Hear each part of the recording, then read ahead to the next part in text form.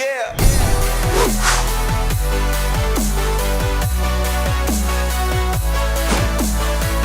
Hey guys, welcome back to the Gridiron Expert.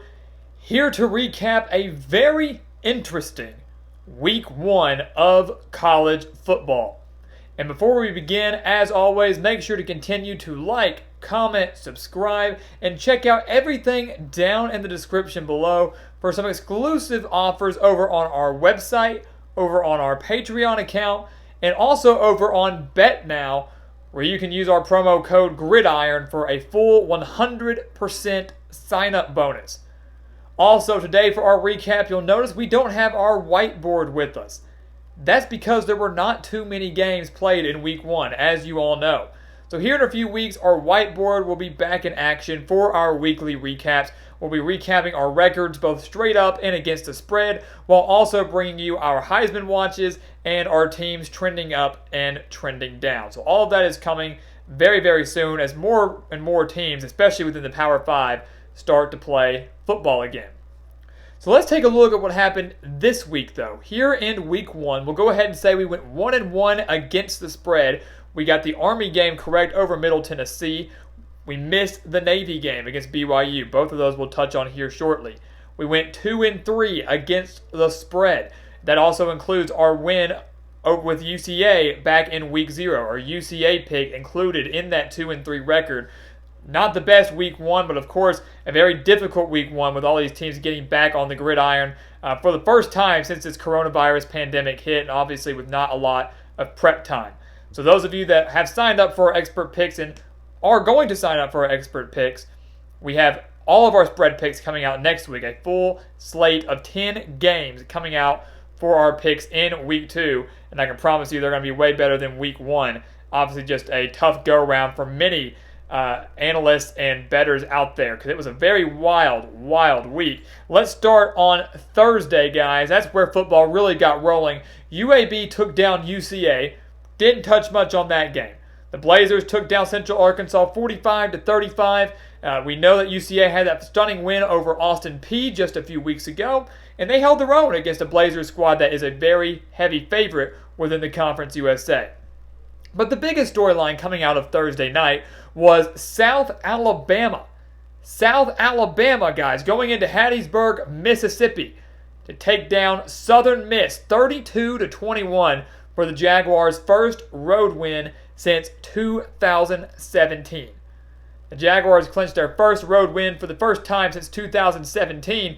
And of course, that was a game filled with some very, very big plays, of course, led by Desmond Trotter, the brand new quarterback for South Alabama, and a guy that could lead South Alabama to a much better record in Sun Belt play and maybe even the postseason if they're lucky, but also a game filled with very questionable calls by the officials. Maybe that would have resulted in a Southern Miss victory, maybe it wouldn't, but there were a lot of questionable calls among the referees in that game. We tweeted about it, the country was tweeting about it. With the lone football game of the night, or one of the few, all eyes were on Hattiesburg, and many people were not happy with that outcome and some of the calls that were made.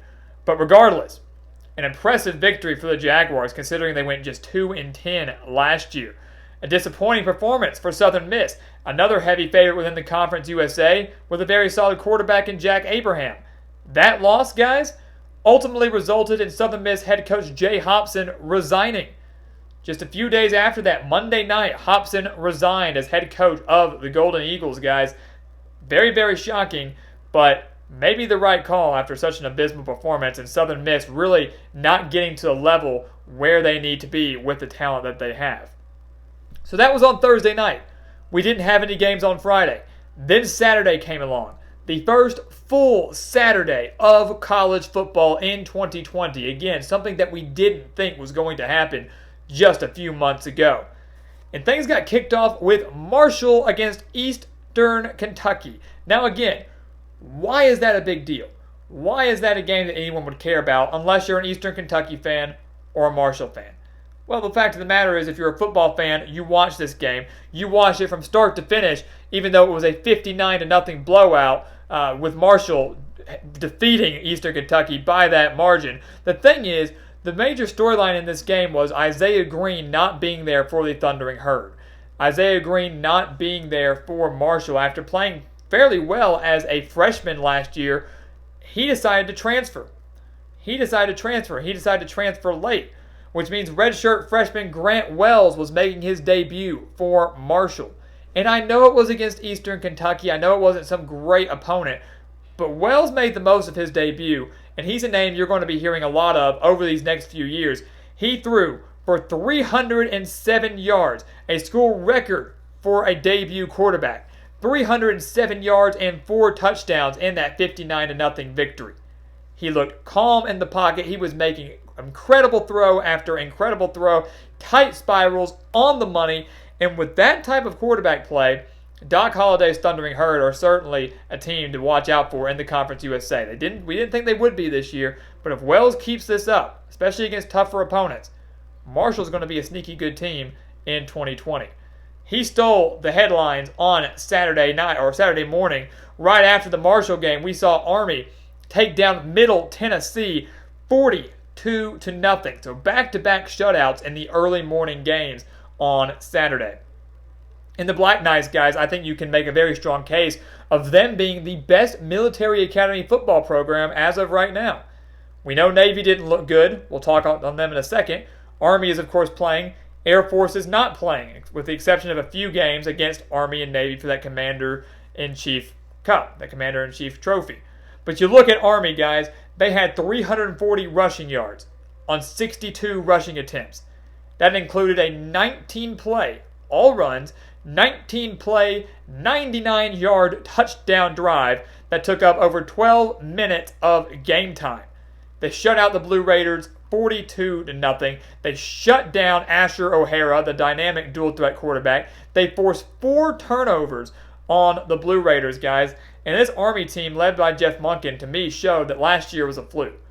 Forget all the losses on defense. Forget the new quarterbacks. Army came out there, flexed their muscles a little bit, and showed that they can very well get back to the postseason in 2020 and maybe could win anywhere between 8 to 10 games this year. That's how good Army looked from start to finish.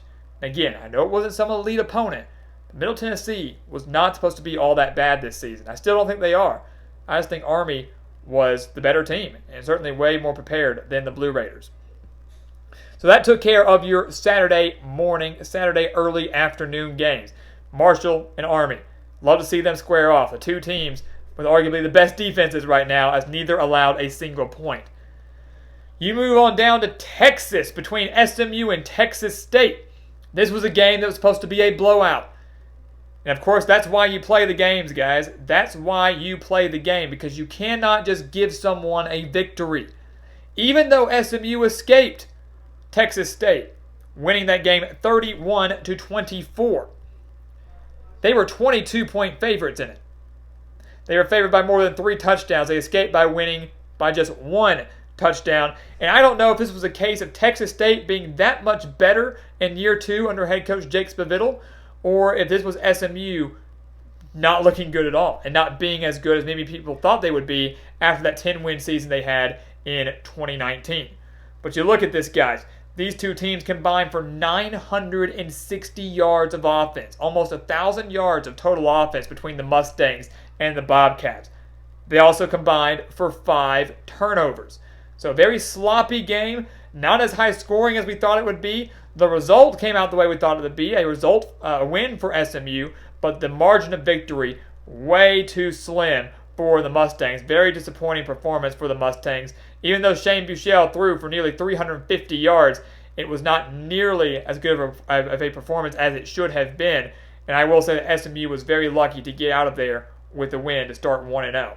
Again, maybe Texas State is that much more improved, or maybe SMU is just not what we thought they'd be cracked up to be. So that is something to keep your eye on going into 2020, guys, especially as SMU continues to play in American Athletic Conference play. They were slated to be a top 4 team this season, up there with Memphis and Central Florida and Cincinnati. Maybe not so much anymore. Following that, guys, we moved on down to Memphis for our game of the week. If you watched our channel and you watched our video, you saw where we really went into deep detail between Arkansas State, the Red Wolves, and the Memphis Tigers. And the result came out exactly as we thought it would. We said that the game would be within 10 points at halftime, either Arkansas State or Memphis leading by 10 points or less. The Tigers led by 7 at the half.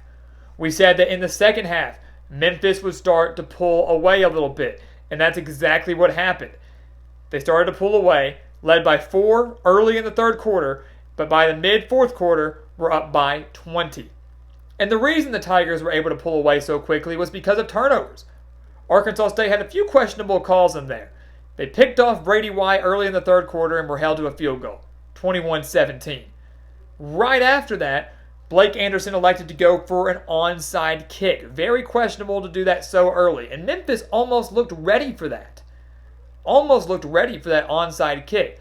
That gave Memphis, and as we know, a very dangerous Memphis team that's so good offensively, gave them a short field and allowed them to take then an 11-point lead.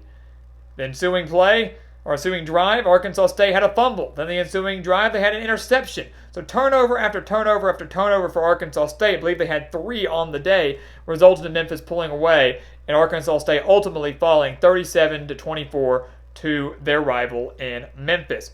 So again, all in all, a very solid game. Not as sloppy as some of the games that we saw. Sure, a couple miscues, a couple poor throws, a couple of bad calls here and there, but in the end, the result was what we expected. Memphis being the better team, flexing their muscles a little bit defensively, and Brady White looking very polished, and once again is one of the top quarterbacks in the country, throwing for 4 touchdowns in this game. So that was our game of the week, and went the way we projected. Arguably could have been the best game of the weekend, because after that, all you had was UTEP defeating Stephen F. Austin. And the reason we mentioned that is because obviously UTEP has struggled so mightily over the years. And as Brett McMurphy, comically tweeted, UTEP is going to finish this season with more wins than teams like Ohio State, Oregon, USC, Penn State, Michigan, all of those teams combined. Because, of course, the Big Ten and the Pac-12 will not be playing football this season. Unless, of course, somehow the Big Ten realized they made a major mistake and try to start playing football in the middle of October. There are talks of that happening. Don't know if it's going to happen. Don't know if it should happen. But as for now, UTEP is going to finish with more wins than all of those teams combined. Of course, just a joke. And then finally, wrapping up week 1 of college football, guys, Labor Day Monday. What was supposed to be probably the best game of this weekend, this long weekend, BYU traveling east to Annapolis to take on Navy in that dangerous triple option. And Navy didn't show up. Navy did not show up. If you looked at this game, guys, this was a pick'em game. Vegas had this game. BYU slightly favored. You could find at some places where there was a pick'em game. This was supposed to be a pretty dead even match. One that we thought would be low scoring. One that we thought would be won in the trenches. One that we thought would come down to the wire. And after everything that I just said, only one of those statements was true, and that was a game being won in the trenches. And it was won, and I should say dominated, by BYU as they went into Annapolis and defeated the Midshipmen 55-3. Now, it did come out that Navy did not have any contact in their practices over these past few weeks. They were trying to stay as safe as possible, which to me doesn't make much sense. You knew that in a few weeks you were going to start playing football again. You knew you were going to start hitting teams and other players from other states. So why not hit each other within your own team? Guys you're basically quarantined with, you're holed up with, your teammates, your brothers. Why not hit them? Why not practice with them? So Navy came into this game having not hit another player for almost a year now. I mean, they played their bowl game in what, December? So 9 months they hadn't hit another player, guys, and it showed here. It showed here. They were beat up, both on the offensive line, on the defensive line. We knew that the loss of Malcolm Perry was going to hurt the Midshipmen. We didn't think it was going to hurt them that much. This was an offense that had the #1 rushing offense in the country last year. Navy rushing for 360.5 rushing yards per game in 2019. On Monday night, the Midshipmen had just 119 rushing yards. The Midshipmen had just 119 rushing yards to BYU's 580 total yards, 301 of which came on the ground. BYU outrushed Navy. They were out more physical than Navy. They obviously beat Navy in the passing game. Zach Wilson looking very poised and efficient. 13 for 18, 232 yards, and 2 touchdowns on the day. It was great to see him back and fully healthy down in Annapolis.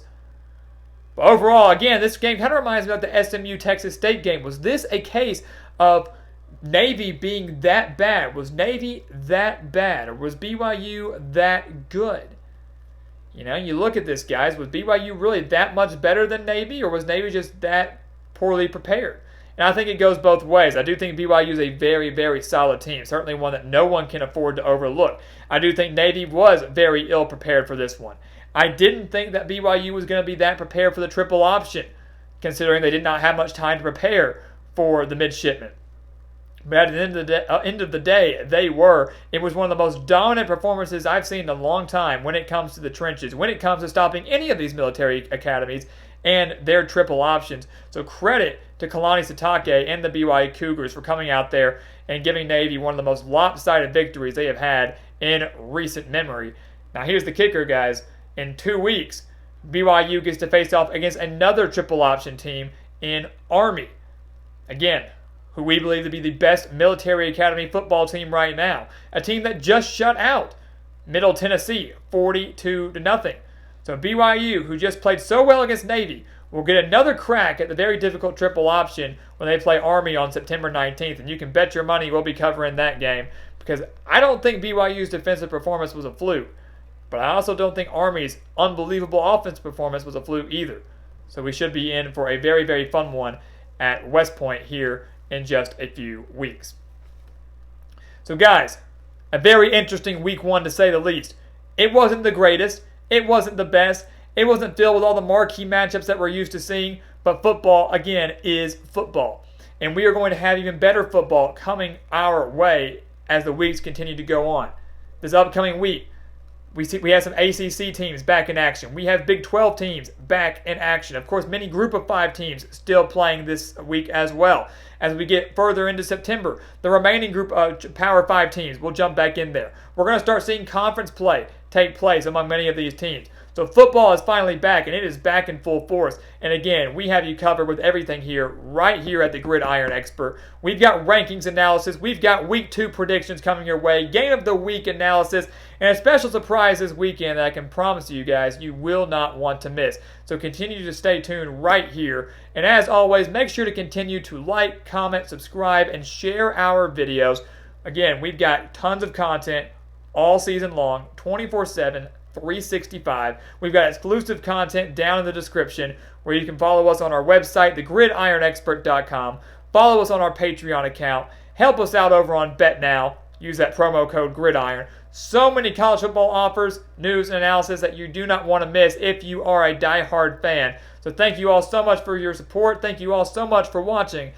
And we'll see you next time right here on the Gridiron Expert.